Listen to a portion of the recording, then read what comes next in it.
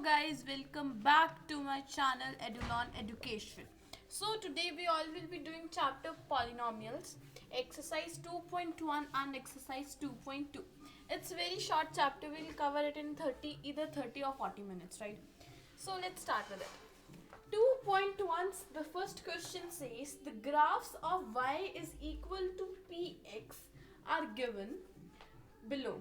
For some polynomials px, find the number of zeros of px in each case. वो कह रहा है zeros निकालो जब भी आपको ऐसे देकर बोला हुआ zeros निकालेंगे तो आप हमेशा x एक्सिस को देख करके बताएंगे. जब भी आपको ऐसे दिया होगा तो आप y एक्सिस को देख करके बताएंगे. इतना क्लियर हो गया? हो गया. तो अब इन ग्राफ्स के अंदर हमें देख करके बताना है इसके हिसाब से जीरोस. तो जितनी बार भी वो उस एक्सिस को क्रॉस करेगा, टच करेगा, कुछ भी करेगा, उतनी उसकी जीरोस होंगी. अब y is equal to px बोला है तो आप x एक्सिस पर देखेंगे. पहले में x एक्सिस को एक भी बार कट नहीं किया हुआ तो यहाँ पर जीरोस हैं. यहाँ पर कितनी जीरोस हैं? जीरोस है. अब यहाँ पर आप बोलेंगे दो जीरोस होंगी, बट नहीं, यहाँ पर एक ही जीरो है क्योंकि मेरे को y is equal to P X के हिसाब से निकालना है. सिर्फ और सिर्फ x एक्सिस को देखना है. नेक्स्ट हमारे ये वाला फिगर देखें तो इसमें y एक्सिस बच्चे बोलेंगे एक दो तीन चार जीरोस है, बट नहीं, इसके अंदर एक दो तीन जीरोस हैं. मैंने अभी बताया ऐसा इसलिए करना है क्योंकि उसने हमें y is equal to P X के लिए बोला है. तो हम x एक्सिस पर जितनी बारी वो कट कर रहा है, टच कर रहा है, तब उसको देखेंगे. इसके अंदर दो जीरोस हैं. अब अच्छा, ऐसे यू शेप स्ट्रक्चर को बोलते हैं हम पैराबोला. क्या बोलते हैं? पैराबोला. फिफ्थ क्वेश्चन देखिए तो यहाँ पर 1 2 3 4 जीरोस हैं. यहाँ देखते हैं तो एक और दो, ओनली 2. ये भी तो है, ये y पे. तो हम इतना समझ आ गया, जब भी बोला y is equal to P X बोल दिया तब x एक्सिस पर देखेंगे. जब भी x is equal to P Y बोला तब y एक्सिस देखेंगे. हमें इतना सब क्लियर हो गया. यहाँ पर हमारी एक्सरसाइज 2.1 का खत्म होता है. अब एक्सरसाइज 2.2 करने के लिए हमें अल्फा बीटा पता होना चाहिए. अब अल्फा बीटा तो भाई हम अपने बड़े भैया दीदी को करते देख रहे हैं. हमारे पास अभी कैसे हो गया? बट अभी आप 10th में आ चुके हैं तो आपको भी पता होना चाहिए ना. अब अल्फा बीटा गामा करते हैं, वो हमने सिर्फ और सिर्फ 10th के अंदर अल्फा बीटा करना है. क्या करना है? सिर्फ अल्फा बीटा.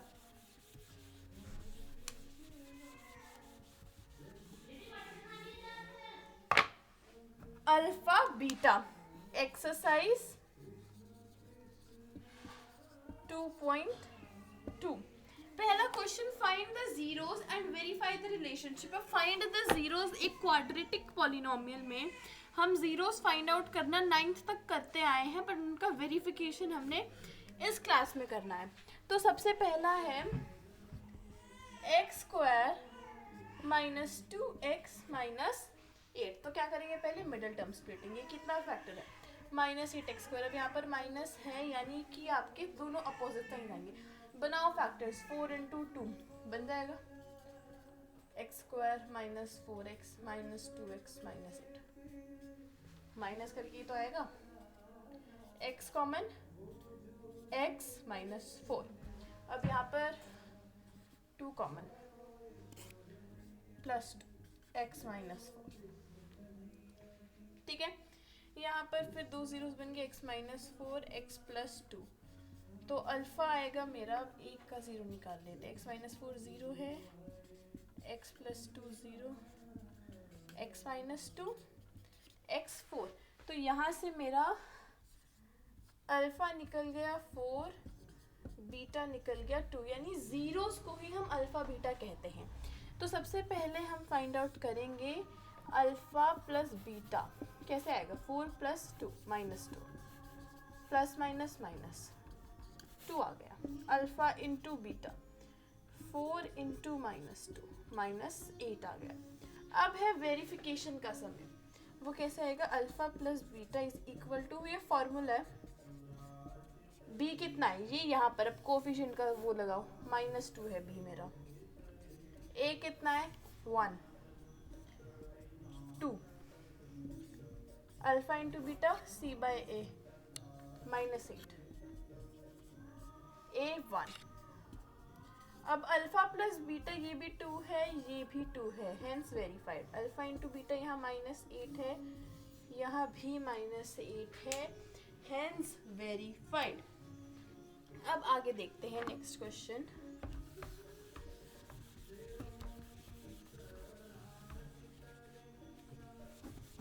नेक्स्ट क्वेश्चन है 4s² minus 4s plus 1।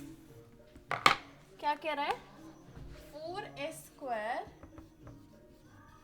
Minus 4s plus 1। अब यहाँ पर सम कितना होना चाहिए या सब्ट्रैक्शन, ठीक है, ये आ गया +4s², तो -2 कर लूँ उनका प्लस, ठीक है, 4s² माइनस 2s प्लस 1, यहाँ पर 2s कॉमन, 2 2 ज़ा 4,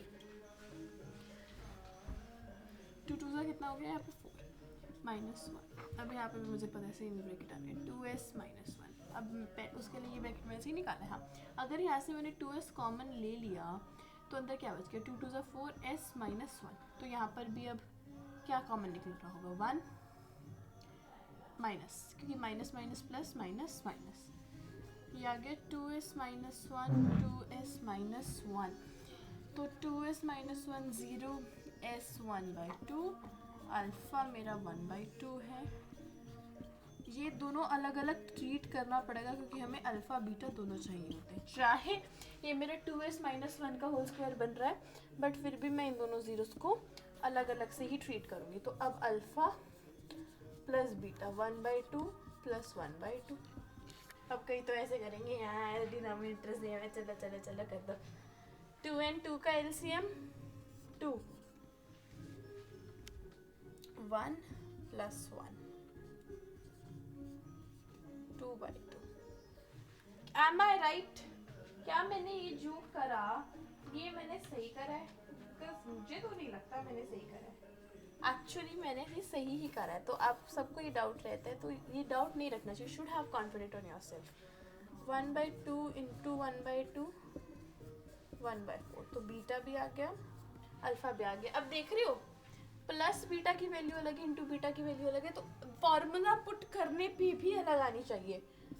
alpha plus beta is equal to minus B by, B कितना है -4, ए कितना है 4, 1 आ गया, अल्फा इंटू बीटा सी बाय 1/4, तो ये भी 1 है, ये भी 1 है, सही है। ये 1/4 है, ये भी 1/4 है, hence verified। ठीक है, second part also done। Now let's do is our third part। Third part says 6x² minus 3 minus 7x। This is as well as easy, very easy part. You just need to know how to make factors. That's why middle term splitting here is important। 6x² minus 3 minus 7x। अब बच्चों ने देखा, वाह कितना easy question है, कितना easy question है, बिल्कुल सीधा साधा सा क्वेश्चन आ गया, ना कुछ कॉम्प्लिकेटेड ना कुछ। बट हमें एक चीज़ का पता होना चाहिए कि जो हमारी लीनियर इक्वेशन की, क्वाड्रेटिक इक्वेशन की स्टैंडर्ड फॉर्म है वो है ax² plus bx plus c is equal to 0। यानी x² के बाद x की टर्म फिर कांस्टेंट की टर्म। तो सारे बच्चे इनके ही फैक्टर बनाते बनाते बोलते हैं इसका तो फैक्टर ही नहीं बन रहा है, तो इसको रीअरेंज करना पड़ेगा। -7x -3, अब बनाओ फैक्टर, 6 3 ज़ा 18x²। अब इसके फैक्टर्स बनाओ, 6 इंटू 3 बन रहा है, नहीं 6 इंटू 3 तो नहीं बनने वाला। अब फिर बनाओ तुम 2 इंटू 9 बन रहा है, 2 9। अब माइनस होगा यहाँ पे, यहाँ माइनस आ गया, यहाँ आ गया मेरा प्लस 2x। 2 3 ज़ा 6 x प्लस 1, यहाँ भी -3 common, 3x plus 1, 2x minus 3 3x plus 1, अभी देख लो एक बार, सही करा है मैंने, -9x आ गया, ठीक है, फिर ये माइनस प्लस -3 आ गया, सही करा है। 2x minus 3 is equal to 0, 2x is equal to 3, x आया 3/2, अल्फा आ गया मेरा कितना 3/2, 3x plus 1 is equal to 0, 3x is equal to -1, x आ गया -1/3, तो बीटा आ गया मेरा क्या -1/3। नेक्स्ट है alpha plus beta, alpha into beta, alpha plus beta 3/2 plus -1/3, 3/2 -1/3, 3 और 2 का एलसीएम 6, 2 इंटू 3, 3 इंटू 3 9, -3 2 ज़ा -2, 9 में से 2 गए, 7/6। अब अल्फा इंटू बीटा 3/2 इंटू -1/3 -1/2, तो ये अल्फा प्लस बीटा क्या होगा -b/a, b कितना है -3/6,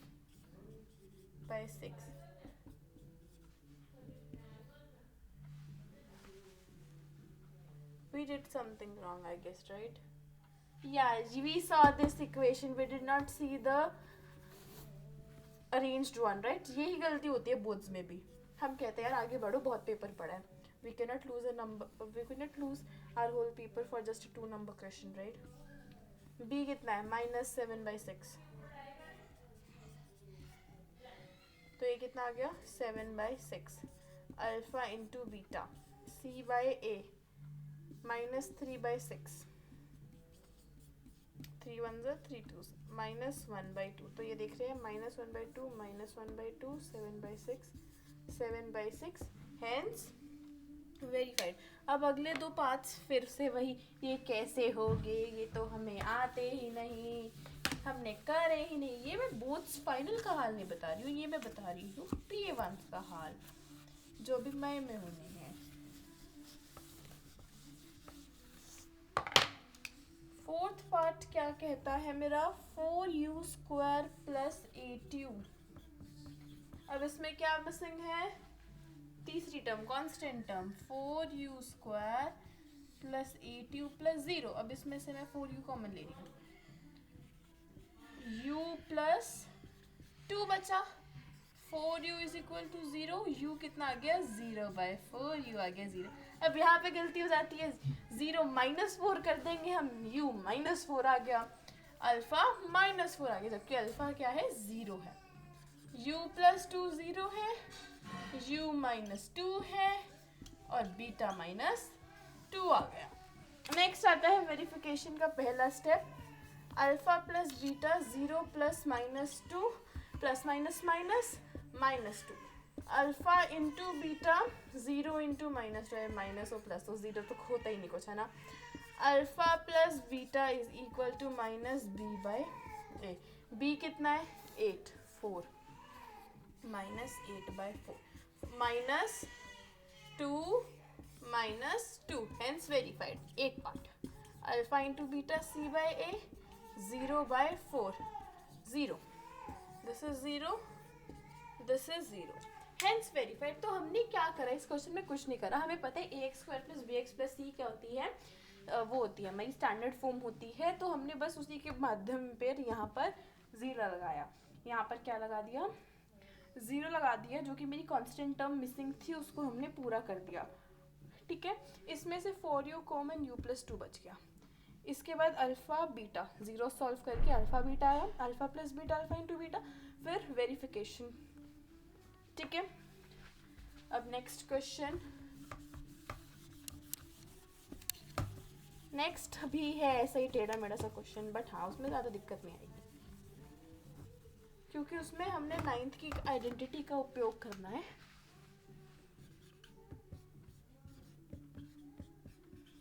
इट इज t² - 15, अब क्या मिसिंग है bx वाली term, tx² plus 0t minus 15 हो जाएगा। मिडिल टर्म स्प्लिटिंग करो, होएगा ही नहीं कुछ, ठीक है ना। तो हम इसको स्क्वायर की टर्म्स में एक्सप्रेस कर दो जी। t का स्क्वायर माइनस रूट 15 का स्क्वायर। अब ये कौन सी एंट्री बन गई? A square minus B square, A plus B, A minus B, मिल गई दो zeros. t plus root 15, t minus root 15। अब यहाँ से t की वैल्यू आएगी माइनस रूट 15, अल्फा आ गया माइनस रूट 15, यहाँ से बीटा की वैल्यू आ गई मेरी रूट 15। अब alpha plus beta, alpha into beta कर लो। Alpha plus beta minus root 15 plus root 15 कितना हो गया? 0। Alpha into beta minus root 15 into root 15 कितना हो जाएगा? ये 15 रूट 15, ये मेरा हो गया माइनस 15। तो अब लगाओ फॉर्मूला। अल्फा प्लस बीटा क्या होता है? Minus B by A. Minus B कितना है? 0 बाय 1, ये हो गया 0। अल्फा इंटू बीटा सी बाय ए माइनस 15 बाय 1, तो ये आ गया minus 15, minus 15 minus 15, 0 0, hence verified. समझ आ गया हमें। अब हम सीधा मूव करेंगे सेकेंड क्वेश्चन। अब हमें इसके अंदर वो दे रखे हैं, product of its zeros and sum of its zeros. We have to find out quadratic polynomial. अब ए की px निकालना है मुझे, k X square minus sum x plus product. X square minus sum कितना दिया हुआ है मुझे? फर्स्ट में 1/4 x plus minus 1, K X square minus X by 4 minus 1। अब यहाँ पर एलसीएम लिया जाएगा इसका, 1 into 4, 4x square minus X minus 4। अब यहाँ पर k है हमारा कोई भी नेचुरल नंबर। k क्या है हमारा? कोई भी नेचुरल नंबर। अब ये जो फॉर्मूला है ना, ये इसी तरह से डेजिग्नेट किया गया है कि यहाँ पर जो हमारा k होगा वो कोई भी नेचुरल नंबर है, यानी हम यहाँ पर कोई भी वैल्यू पुट कर सकते हैं। तो when k is equal to 4, तो अब ये बाहर 4 आएगा, तो इससे ये कट गया, तो हमारी इक्वेशन बन गई ये। क्या इक्वेशन बन गई? 4x square minus X minus 4। अब इसको करने का एक और तरीका भी होता है, वो सिर्फ तब करेंगे जब ज़्यादा नंबर का आएगा, ठीक है ना। वो बिल्कुल छोटा सा तरीका, alpha plus beta is equal to minus B by A, हमें पता है, इसमें कोई डाउट है यहाँ तक? अब यहाँ अल्फा प्लस बीटा कितना है? 1/4 is equal to minus B by A. तो यहाँ पर b की वैल्यू -1, a की वैल्यू 4 आ गई। सिमिलरली अल्फा इंटू बीटा कितना होता है? c by A. अब ये कितना दिया हुआ है? -1 is equal to c by A, 1 आ गया। c की वैल्यू -1, a की वैल्यू 1। अब हमने सिर्फ एक चीज़ देखनी है कि इन दोनों में a की वैल्यू सेम है, जो कि नहीं है। और हाँ, जहाँ भी वैल्यू डिफरेंस आएगा उसमें से एक बड़ा एक छोटा होगा, तो जो बड़ा वाला होगा ना उसके हिसाब से मानना होगा। तो यहाँ भी इंटू 4 होगा, यहाँ भी इंटू 4 होगा, क्योंकि अगर इस टर्म में हम कुछ चेंज कर रहे हैं तो वो दोनों साइड करना पड़ेगा। -4 4। तो अब what is the standard form? ax square plus bx plus c। a कितना है? 4x square minus X plus c कितना आ गया मेरा? -4। Now check it with previous answer. Check it with previous answer, you will find it same itself, 4x square minus x minus 4। अब हम सारे बाकी तो फॉर्मूला से ही करने वाले हैं। अब नेक्स्ट क्वेश्चन है हमारा √2, 1/3। √2, 1/3 सम कितना है? √2, 1/3। अब फ्रैक्शन में हमारी कभी भी क्वाड्रेटिक पॉलिनोमियल नहीं होता, इसीलिए हम एलसीएम लेते हैं।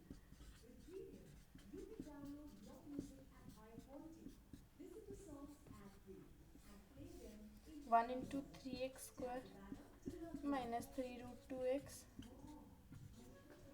प्लस 1 ही रह गए थे तो क्यों? क्योंकि इसमें डिनोमिनेटर में 3 है।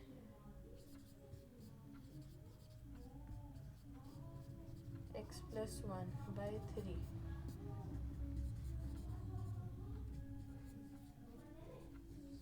ये क्या आ गई हमारी लीनियर इक्वेशन। नेक्स्ट है 0, √5।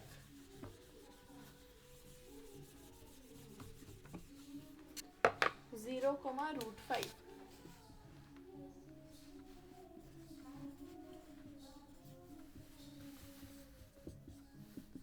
x² minus x 0। अभी यहाँ पर k की वैल्यू 1 है। k की वैल्यू कोई भी नेचुरल नंबर हो सकता है। 1, 1। नेक्स्ट पार्ट में ये है 1, 1।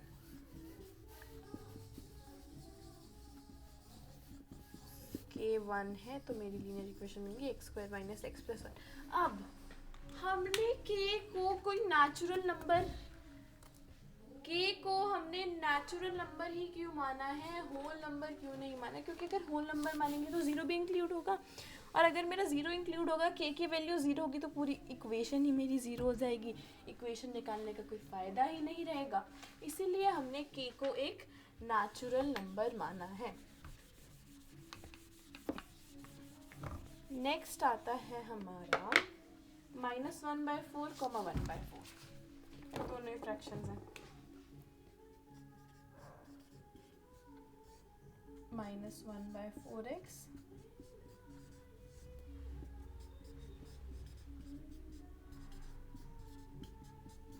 अब यहाँ पर लेंगे LCM. 4x² plus x plus 1। अब k की वैल्यू है 4 तो ये 4 से 4 कट के आ गया मेरी equation 4x² plus x plus 1। Next है 4, 1।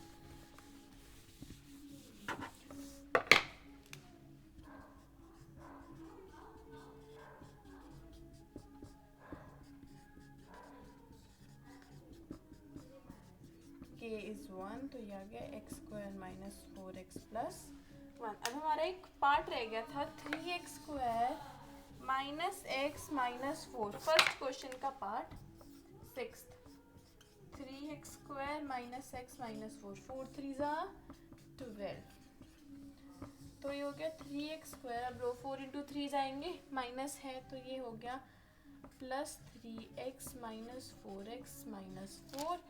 यहाँ पर मैंने 3x कॉमन ले लिया तो ये बच गया x प्लस 1। x प्लस 1 यहाँ पे कॉमन आएगा -4। 3x minus 4 x plus 1 is equal to 0।